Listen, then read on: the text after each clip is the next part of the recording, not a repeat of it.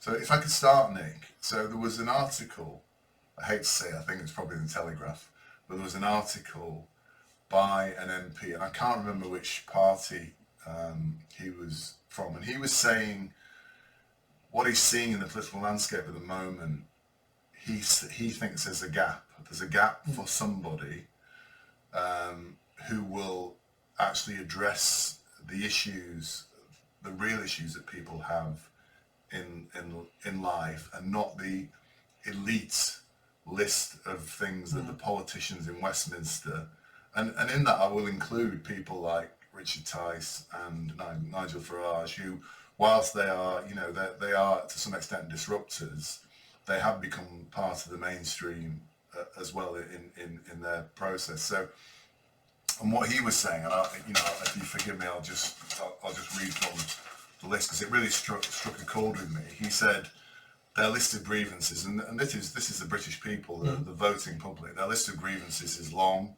Huge utility bills, expensive groceries, rising rents and mortgages, endless waits for GP appointments, which is incredibly true, decaying high streets, massive welfare bills, high taxes, unfathomable sentencing in courtrooms, and I guess that's references to things like the hate crimes and things like that, and widespread homelessness. Well, we've talked about homelessness before, and of course, not controversial subject because it's not controversial, high levels of immigration. The endless arrival of small boats, housing of refugees and asylum seekers in apparently smart hotels. And that bit about the housing of asylum seekers hotels, I recall in the last 2 years I've gone to meetings, business meetings, I've agreed to meet somebody at a hotel where I've gone before to have a coffee, I've turned up, there's cones across the front, I've rung up or spoken to somebody there, oh, we're housing asylum seekers here. This is in the north because they seem to send a lot into the north. Yeah. To the northern cities around Manchester and things like that as well. So those issues there that I just listed, those are really the issues that people are concerned about. The people that I talk to on a daily basis, and I travel around the country with our businesses, and I'll speak to the people, and these are the issues they've got. It's life is hard at the moment because of the increase in prices and things like that. Groceries a lot more. I went to the grocery the other day and bought a couple of things. Literally, a quarter of a basket. It was like £22, and I was quite shocked because I don't normally do that much shopping, but I was shocked. So do you think this guy? And forgive me for not having his name. Do you think he's right that we are missing somebody? And arguably that person might be what's called now, because of course they now use the phrase populist, don't they? So populist means, as far as I can see from the media, fascist. You're a fascist if you're a populist. But actually, to me, what a populist is somebody who is popular with the people. The people vote for them because they're saying things that the people can relate to. The people who use the phrase populist, what they really mean is we have disdain for the average person. Yes. So that's what popularism is. It means being popular, people liking your policies. But if you've got the wrong policies, and those idiots are still going to vote for you, like Brexit. Yeah. Brexit for them was the wrong decision. Yes. Hence why it was a populistic vote. Yeah. And that's what that word means now. It just means the idiots, who are the vast majority of people, we can't have them having their way. Yes.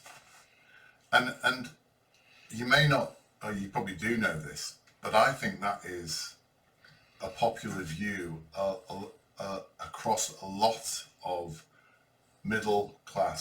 upper middle class people, a disdain for what I call, and I don't use the expression working class.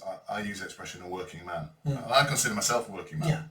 Working class is meaningless. Yeah, working class is meaningless, but there are working men. Yeah. I consider myself a working man. I work hard, and I work for that reason. And they seem to have a and I remember being at a party, talking to a lawyer, and this is a bright guy, partner in a firm, highly educated, and he actually said to me, I don't think, the working class should have the vote. That's what and I said, I said to this guy, can you actually hear what you just said? And he didn't compute that I was shocked by what he said, or, that what he said was actually inappropriate. But I think there are a lot of people, the elites we call them, don't we? Yeah. who seem to have lost touch with the reality of what life is about, who seem to believe that there's a certain, what did Hillary Clinton call them? The despicables, the deplorables, and the deplorables, and they believe those people should not have, and their decisions are incorrect, like Brexit or whatever, and they call people they vote for populists, don't they? But are we missing in this country that person? We are. I actually thought it was going to be Boris Johnson in 2019. He had the charisma, he had the PR, he was saying all the right things, and he was the worst Prime Minister in my lifetime. He oversold everything. He was basically an idiot. He just wanted to be PM, and he became PM, and job was a good one for him. That was it. He messed up completely everything he did. He missed a great opportunity because he had an 80-seat majority. He could have been a dictator for the years he was in power, but he blew it all away. We need someone who is a conviction politician. That's what we need. And the closest we've had of that for a long time was Jeremy Corbyn. I never would have voted for the man, and I disagree with all his policies never enough, but at least he was a conviction politician. He knew what he stood for. He wasn't for bending and changing. He told us all what he was going to do with the country and the direction of travel, and we all said no thank you and didn't vote him in. But everybody else we seem to have, I come to this conclusion, our politicians now, and have been for a long time, are middle managers. Because we've been part of the EU, and the EU made all our laws and sent us laws and directives, we didn't need politicians and leaders. We needed middle managers to implement what we were told to do. And that's why our class of politicians are so low, so uneducated, so ill-advised, because they're just middle managers, and lots of middle managers are incompetent. Now we've left the EU. I'm hoping over this next decade we're going to get new people coming into politics wanting to be elected, like me as mayor. And they will have their own thoughts and feelings and directions, and we're not having to look at the EU going, what can I do and what can't I do? What are they going to make me do? We've got a blank plate now to do what we wish to do. And we need some new leaders coming through who are looking, who first of all, who love the country. Because I challenge quite a lot of the politicians who actually don't love our country.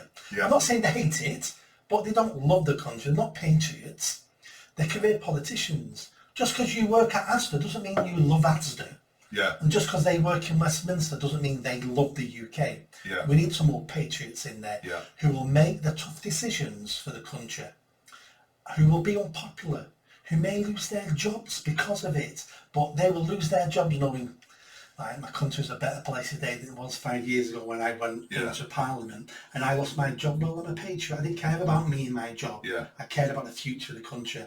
And the decisions lots of people have to make in politics is we need a lot more long-term choices, long-term decisions. Because at the moment, we make decisions that are good for the political cycle, which is always about 3-4 years.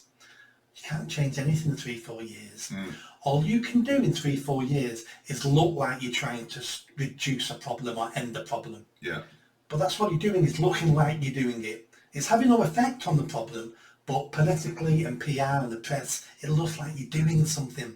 That's why we don't solve problems anymore, because to solve a problem, especially our social problems, it'll take 10, 20, 30 years. We need to put a comprehensive plan in place that's sensible, so your opposition, when they come into government, won't throw it out because they agree with it as well.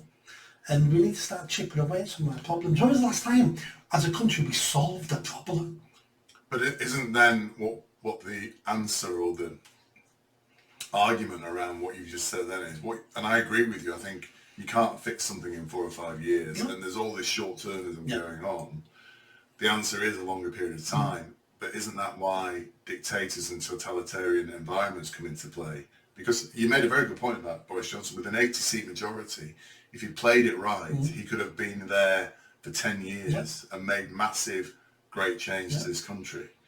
Now, if somebody like Johnson comes along again, gets that kind of level of support and majority in Parliament or whatever our democratic process is at that time, is there a chance they might become? Is that the problem? Is that why this doesn't happen? Because we're not looking for that kind of rule in this country. Our system isn't set up for dictators. Yeah. There's always checks and balances, as Yeah. many of our politicians find out, and hence why they can't send people to Rwanda. There's Yeah. checks and balances along Yeah. the way, Yeah. and the courts have the final say on that. We need several things to happen. First of all, we need to fix the foundations of our political system. And for me, that would be pulling out of the ECHR, European Court of Human Rights, pulling out the United Nations Convention of Refugees. It's not fit for purpose anymore. It was designed for after the Second World War, when we had millions of people moving across Europe. There's lots of things we need to end, those sort of international agreements. Then we need, and I'm not for proportional representation either. I'm quite happy with first past the post. Yeah. It gives us one direction, and it stops fringe elements having a big say on who runs the country. But we need to look at those things to pull out of, and then we need to come up with a plan of what the people want.